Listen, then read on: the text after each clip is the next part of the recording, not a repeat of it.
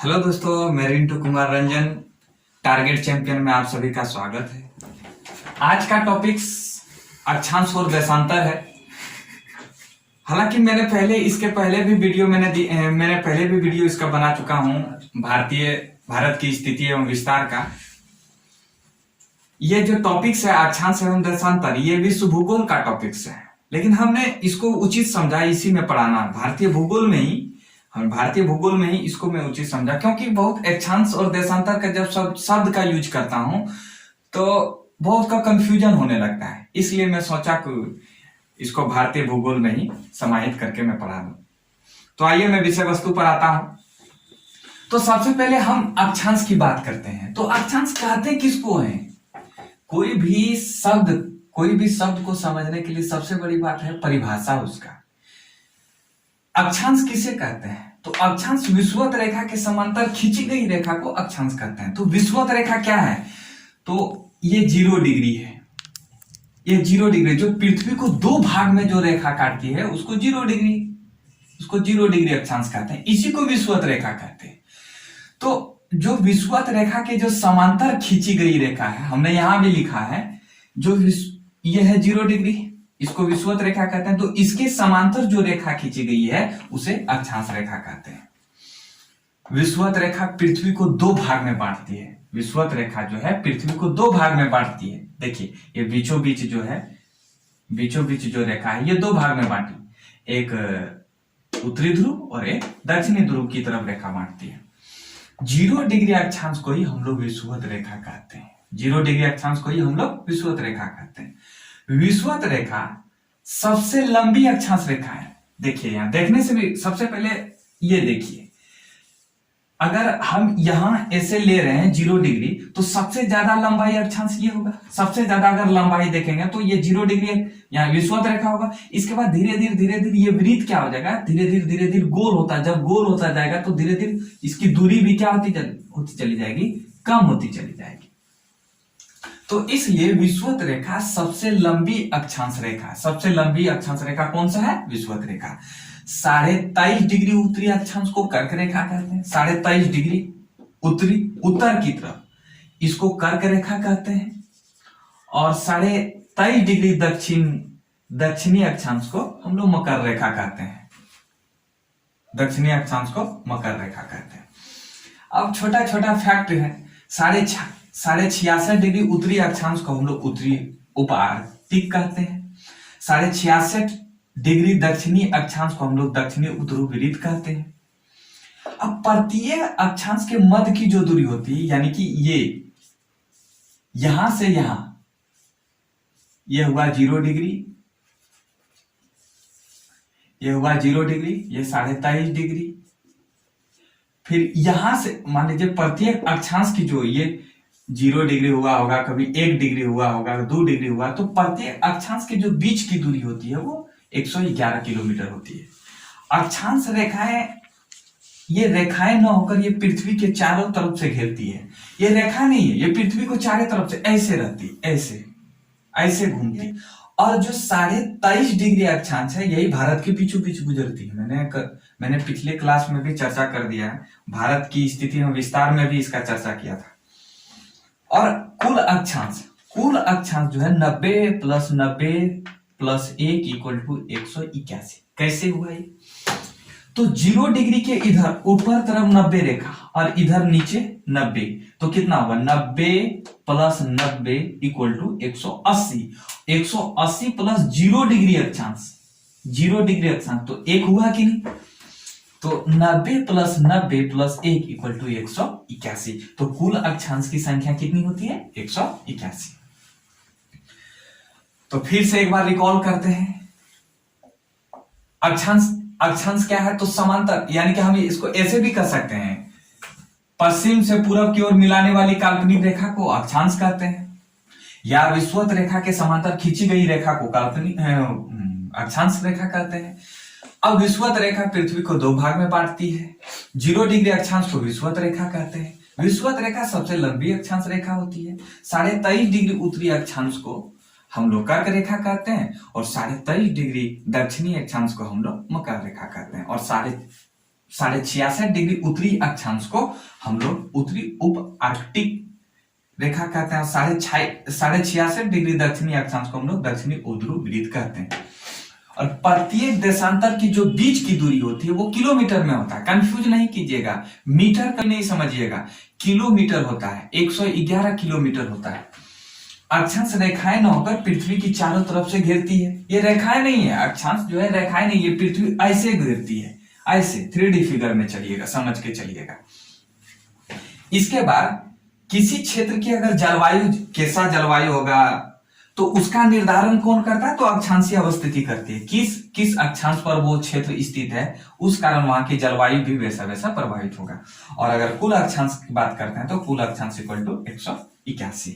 हमने बता दिया कि 90 + 90, 90 उत्तर की ओर, 90 दक्षिण की ओर, 180 और एक 0 डिग्री अक्षांश को एक रेखा मानते हैं। इसको हम लोग 181 रेखा, 181 कुल अक्षांश का मान होता है 181।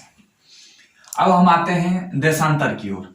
तो देशांतर किसे कहते हैं? अब जिस तरह हमने अक्षांश को परिभाषित किया था, अब हम देशांतर की ओर परिभाषित करेंगे। तो देशांतर क्या होता है कि उत्तरी ध्रुव से दक्षिणी ध्रुव तक, उत्तरी ध्रुव से उत्तरी ध्रुव, ये हुआ उत्तरी ध्रुव, ये हुआ दक्षिणी ध्रुव, उत्तरी ध्रुव से दक्षिणी ध्रुव की ओर खींची गई काल्पनिक रेखा को देशांतर रेखा कहते हैं। देशांतर एक रेखा है, देशांतर रेखा एक रेखा है, जबकि अक्षांशीय रेखा एक रेखा नहीं है बल्कि एक वृत्त है। 0 डिग्री देशांतर को प्रधानयामोत्तर कहा जाता है। प्रधानयामोत्तर कहा जाता है। यह लंदन के ग्रीनविच से होकर गुजरती है। लंदन के, ये 0 डिग्री देशांतर है, तो एक ग्रीनविच शहर है, लंदन के ग्रीनविच शहर है, वहीं से होकर 0 डिग्री देशांतर गुजरती है।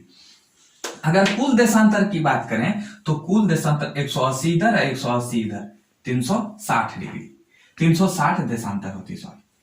फिर 0 डिग्री देशांतर। अब देखिएगा, इसको समझिएगा। 0 डिग्री देशांतर के पूरब में, 0 डिग्री देशांतर इधर क्या हुआ? पश्चिम, और इधर क्या हुआ? पूरब। तो 0 डिग्री देशांतर के पूरब में समय आगे होता है, आगे मतलब आगे चला जाता है। अगर यहाँ 0 डिग्री पर 1 बज रहा है तो यहाँ 2 बजेगा, चाहे 5 या 8 10 जितना भी बजे, आगे होता है। और अगर पश्चिम की ओर चले तो समय पीछे होता है। इसके पीछे रीजन यह है कि पृथ्वी जो है पश्चिम से पूरब की ओर घूमती है। इसका और हम डिटेल करेंगे घूर्णन पृथ्वी के गति चैप्टर में। अब अगर 0 डिग्री, अब देखिए समझिएगा इसको, अगर 0 डिग्री देशांतर पर 6 बज रहा है, अगर 0 डिग्री देशांतर पर इस जगह पर 6 बज रहा है, तो देखिए यह 0 डिग्री देशांतर हुआ। अगर 0 डिग्री देशांतर पर 6 बज रहा है तो 2 डिग्री पूरब बोल रहा है, 2 डिग्री पूरब बोल रहा है, पश्चिम नहीं पूरब बोल रहा है। तो 2 डिग्री पूर्वी देशांतर पर समय क्या होगा? तो सबसे पहले आइए, तो 1 डिग्री जो देशांतर का जो वैल्यू होता है, 1 डिग्री देशांतर जो होता है यहां से, इसका 4 मिनट होता है। 1 डिग्री देशांतर पर 4 मिनट होता है, तो इसलिए 2 डिग्री पूर्वी देशांतर पर 8 मिनट। अब हमसे बोल रहा है कि 2 डिग्री देशांतर पर कितना बजेगा, यानी कि 6 बज रहा है, 2 डिग्री पूर्वी देशांतर, 2 डिग्री पूर्वी देशांतर पर कितना बजेगा? 6:08 आगे होगा, पूरा बोल रहा है। अगर वही पश्चिम होता तो 8 मिनट घट जाता। अब इसी कारण भारत का जो समय होता है वो लंदन के समय से 5.5 घंटा आगे है। आप देखिए हमारा भारत जो कहाँ है, हमारा भारत जो है, अगर हम उसका देखेंगे देशांतरीय विस्तार कितना है, मैंने कल भी इसको चर्चा किया था, 68 डिग्री पर है। हमारा जो भारत जो है वो 68 डिग्री देशांतर पर है। तो अगर उसका हम कैलकुलेट करेंगे तो हम 5.5 घंटा आगे चलते हैं लंदन के समय से। हम 5.5 घंटा आगे चलते हैं लंदन के समय से। अब हम थोड़ा इसका ही देशांतर का और विस्तार करते हैं। अब देखिए हमने पहले बताया था कि जो भारत एक देशांतरी विस्तार वाला देश है, जहां से 30 डिग्री मतलब 30 देशांतर रेखा गुजरती है। अगर हम जैसे मान लेते हैं 68 डिग्री 7 मिनट, अगर हम 97 को 68 में घटाएंगे तो कितना होगा? 15 9 29 यानी कि लमसम में लगभग मानते हैं, अगर हम पॉइंट को तो नहीं ले सकते हैं, लमसम में मानते हैं, पॉइंट क्या है, ये मिनट को नहीं ले सकते हैं, लमसम यानी कि 30 देशांतर रेखा गुजरती है। वो 30 देशांतर रेखा कहां से कहां गुजरती है? गुजरात से लेकर अरुणाचल प्रदेश तक। अगर हम गुजरात यहाँ है, इसके बाद हम अगर अरुणाचल प्रदेश तक लेके तो टोटल 30 देशांतर रेखा गुजरती है। यदि अरुणाचल, इसलिए क्या होता है कि यदि अरुणाचल प्रदेश में 5 बजे सूर्योदय होता है तो गुजरात में 2 घंटा बाद अर्थात 7 बजे सूर्योदय होगा। कैसे? तो हमने अभी क्या बताया कि कुल देशांतर कितना है? कुल देशांतर 30, कुल देशांतर 30, और हमने बताया कि एक देशांतर में कितने, एक देशांतर के बीच का अंतर, समय का अंतर कितना होता है? 4 मिनट। तो 4 मिनट गुना करेंगे तो 30 गुना 4 इक्वल टू 120 मिनट, 120 मिनट अर्थात 2 आवर। तो इसी तरह कि अगर हम 30 देशांतर रेखा की बात करेंगे तो 120 मिनट यानी कि 2 घंटा। इसलिए अरुणाचल प्रदेश में 5 बजे सूर्योदय होगा, गुजरात में 2 घंटा बाद सूर्योदय अर्थात 7 बजे सूर्योदय होगा। अब विषुवत रेखा पर 2 देशांतर रेखाओं के बीच की दूरी 111.32 किलोमीटर होता है। हमने अक्षांशीय पर बताया था, तो वही अक्षांशीय पर भी 111 किलोमीटर बताया था। अगर पूरी पृथ्वी को बराबर बराबर भागों में बांट दिया जाए, अगर हम पूरे पृथ्वी को इस तरह बराबर भाग, अगर हम इसको काट दें, अगर मान लीजिए पृथ्वी को बीचों बीच अगर हम बराबर भाग में बांट दें तो क्या हो जाएगा कि बांट दिया जाए तो इसमें पूर्वी देशांतर, जो पूर्वी देशांतर है यानी कि जो पूर्वी देशांतर है और जो पश्चिमी देशांतर है 180 और इधर 180। इसलिए हम लोग जब अक्षांश जब पढ़े थे तो हम लोग लिखे थे कि अक्षांश में क्या होता है कि 90 उत्तर की तरफ ये अक्षांश हुआ, ये 0 डिग्री अक्षांश हुआ, इधर उत्तर की तरफ 90 और इधर दक्षिण की तरफ 90 और ये जो 0 डिग्री अक्षांश है, 0 डिग्री अक्षांश को हम लोगों ने जोड़ दिया था। टोटल हम लोगों ने 181 पढ़ा था। अब कहिएगा कि इसमें जैसे आप मान लीजिए इसमें बोलिएगा कि आप इसमें 0 डिग्री देशांतर को क्यों नहीं जोड़े? तो 0 डिग्री देशांतर को इसलिए नहीं जोड़ा जाता है कि अगर पूरी पृथ्वी, ये क्या होता है कि अगर हम कोई भी वृत्त को अगर 2 भाग में बांटेंगे तो ये बटा जाता है, ऐसे बटा जाता है। इसमें 0 डिग्री रहने की कोई बात ही नहीं, गुंजाइश ही नहीं होती है कि अगर 0 डिग्री रहे। तो इसलिए हम अगर कोई भी अगर हम वृत्तीय आकार की आकृति को काटेंगे तो 180 इधर और 180 इधर हो जाएगा।